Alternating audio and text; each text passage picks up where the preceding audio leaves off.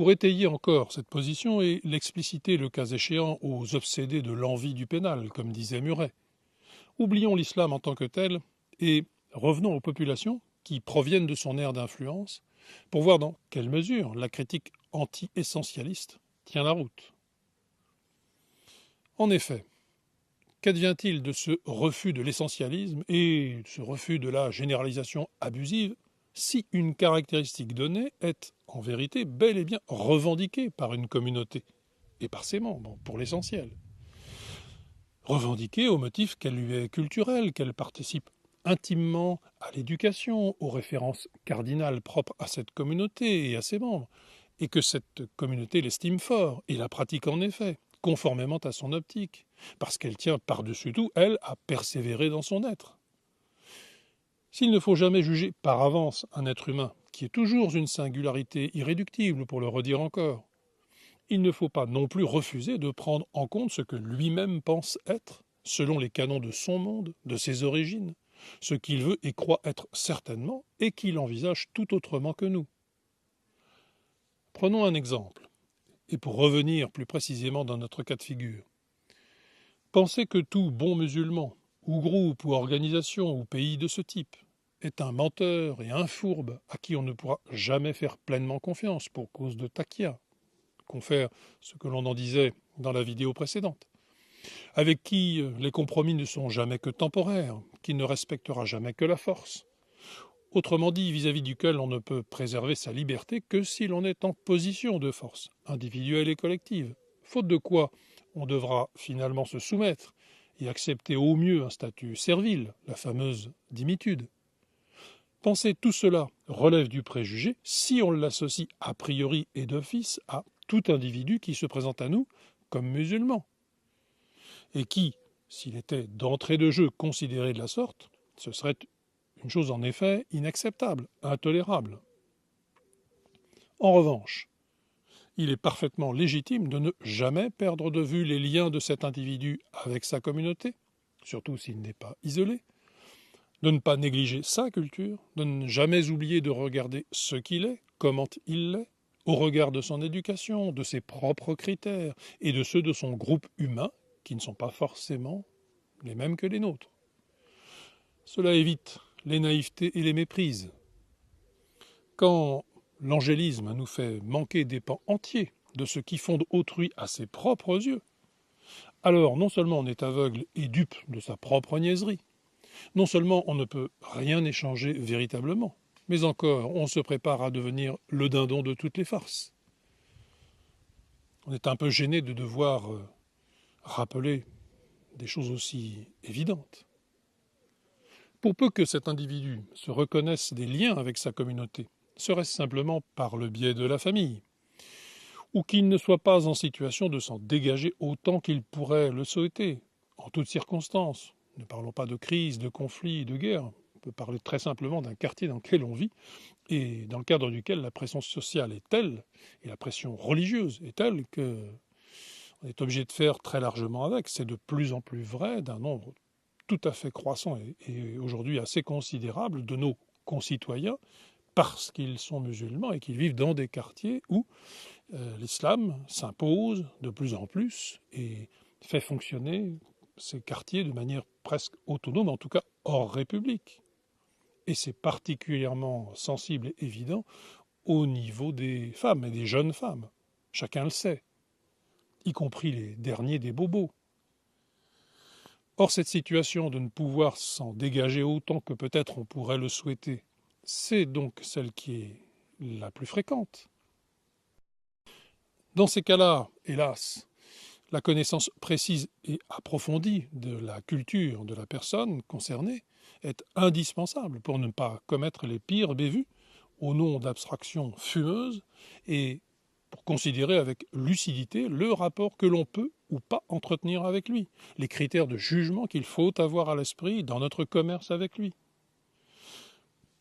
C'est du reste ce que nous disent le mieux et le plus vivement ceux courageux, parfois très courageux, qui sont complètement en rupture avec un certain héritage culturel et civilisationnel. Malika Sorel, notre fameuse Aldo, et tant d'autres que l'on pourrait citer, que nous nous apprêtons à trahir et à lâcher en rase campagne, comme déjà nous abandonnons, je le disais, des populations sur des pans entiers de notre territoire, notamment féminines. Aux idiots utiles, hier du communisme, aujourd'hui de l'islamisme, qui ressassent que c'est la peur et l'inculture, la méconnaissance de l'autre qui sont cause de ce qu'ils nomment racisme. On peut répondre que leur inculture est pétrie d'idéologie et que, selon la sagesse proverbiale que l'on a déjà évoquée, un peu d'expérience éloigne des préjugés, beaucoup y ramène. Nulle cohabitation multiculti, pour prendre le terme en version allemande, c'est bien le moment. Nulle cohabitation plus ou moins pacifique ne résoudra jamais cette donne, moins encore lorsque cette cohabitation n'a pas été choisie, qu'elle a été imposée par une caste traîtresse. Elle constitue, cette cohabitation subie, une concession aussi invraisemblable qu'injustifiable. Elle implique l'abandon de la possibilité de demeurer dans son être et de faire prospérer librement sa culture au sein de son propre pays. Autant dire l'abandon de sa liberté et de sa singularité, et non seulement, en l'occurrence, de sa sécurité. La France n'a aucune raison de devenir le Liban, et cela au bon vouloir et à proportion de la conformation plus ou moins grande au message coranique des populations musulmanes qui sont présentes sur son sol, notamment sous la pression de leur environnement collectif. Que ce conflit se solde à la fin des fins par la sécularisation modernante de l'islam, autrement dit sa dissolution dans une dimension où il ne peut que dépérir, comme le parient dans une course de vitesse les modernistes, ou que ce soit par la soumission d'autres bien imprévoyants suite à leur submersion démographique et territoriale, nos fameux territoires perdus. Dans les deux cas, cela ne peut que finir très mal. Comment ne pas le voir aujourd'hui, plus que jamais?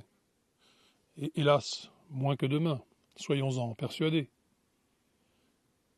Je tiens à rajouter deux choses pour que le discours soit très clair et complet.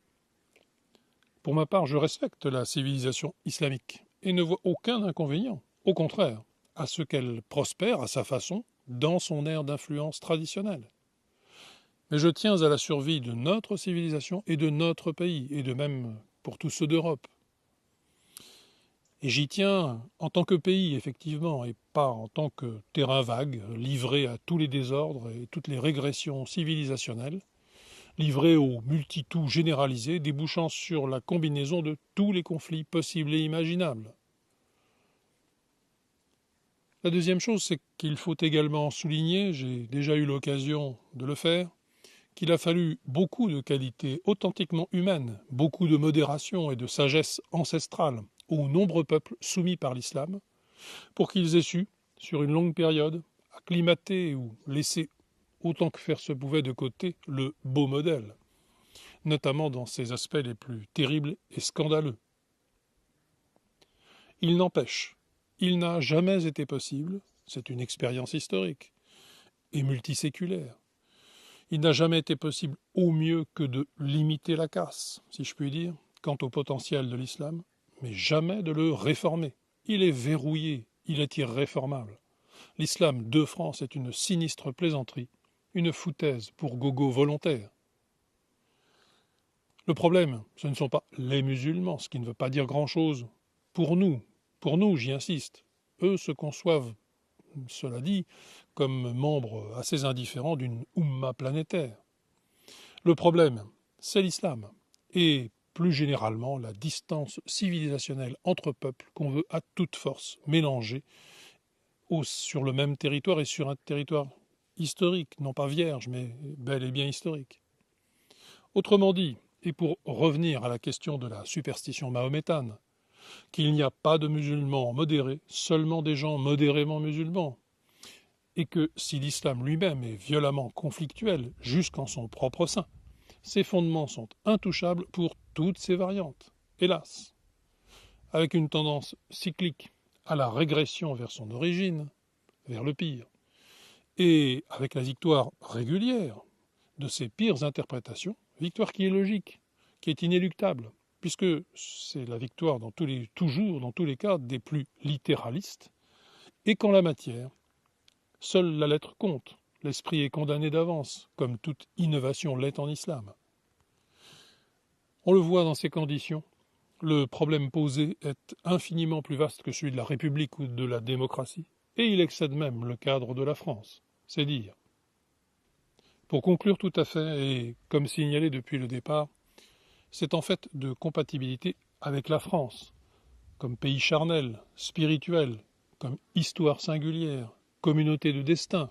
C'est de cela qu'il s'agit, et non pas de compatibilité déjà hautement problématique, on l'a vu, avec simplement la République ou la démocratie. La France conçue comme une singularité civilisationnelle, et pas seulement comme le terrain vague, suppôt de principes abstraits et prétendument universels, qui est la conception des fossoyeurs du pays.